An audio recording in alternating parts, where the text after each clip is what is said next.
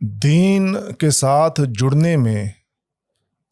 چونکہ دین بنیادی طور پہ تو قرآن اور حدیث میں ہے، ہم قرآن اور حدیث کو پڑھیں گے، سمجھیں گے، سیکھیں گے، اور یہ کن سے سیکھیں گے؟ علماء سے، جن کو علماء حق کہا جاتا ہے، اور جو علماء انصاف پر اور کتاب و سنت کے مطابق فیصلے کرنے والے ہیں،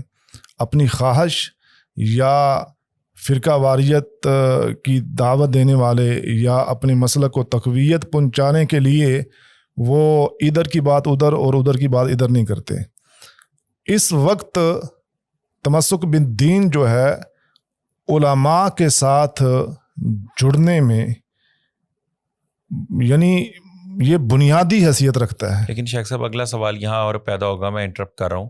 کہ سوال یہ بھی پوچھا جائے گا کن علماء کے ساتھ جوڑا جائے؟ میں نے اس کی تھوڑی سی وضاحت یہ کی ہے کہ جو علماء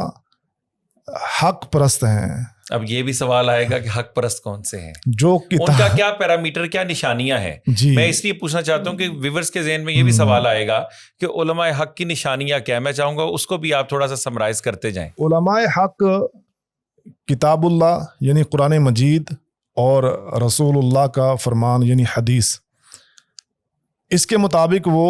اپنی زندگی کو بسر کرتے ہیں، اس کے مطابق وہ فیصلے کرتے ہیں، اور کتاب اور سنت سے ہٹ کر وہ شخصیات کو فالو نہیں کرتے یا کتاب اور سنت کے مقابلے میں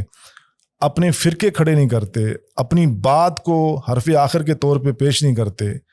یہ وہ عظیم لوگ ہیں جو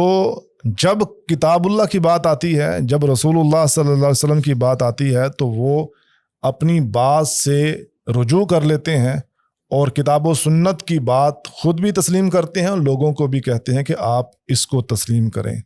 اور یہ ہر دوسرا بندہ اس بات کو دیکھ سکتا ہے ہمارے معاشرے میں کون سے ایسے لوگ ہیں جو صرف کتاب و سنت کی دعوت دیتے ہیں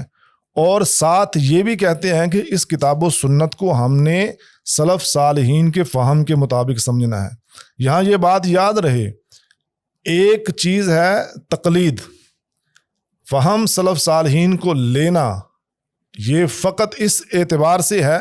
کہ ہم قرآن اور حدیث میں کوئی غلطی سمجھنے میں کوئی غلطی نہ کر جائیں۔ جس طرح صحابہ کرام نے دین کو سمجھا، قرآن کو سمجھا، حدیث کو سمجھا، من و عن ہم اسی طرح سمجھے، کیونکہ صحابہ وہ تھے جنہوں نے براہ راست رسول اللہ صلی اللہ علیہ وسلم سے علم حاصل کیا تھا۔ اس لیے ہم یہ کہتے ہیں کہ قرآن حدیث اس کا علم لینا ہے اور علماء حق سے لینا ہے اور فہم سلف صالحین کے مطابق ہم نے لینا ہے۔ اگر ہم کتاب اللہ کو، سنت رسول کو، اصحاب رسول کو، پھر سلف صالحین، ائمہ دین،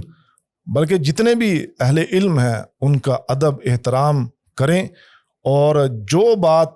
ان کی حق کے مطابق ہے اس کو تسلیم کریں، اور اگر انسان ہونے کے ناطے سے کوئی ایسی بات ان کی زبان سے نکل جاتی ہے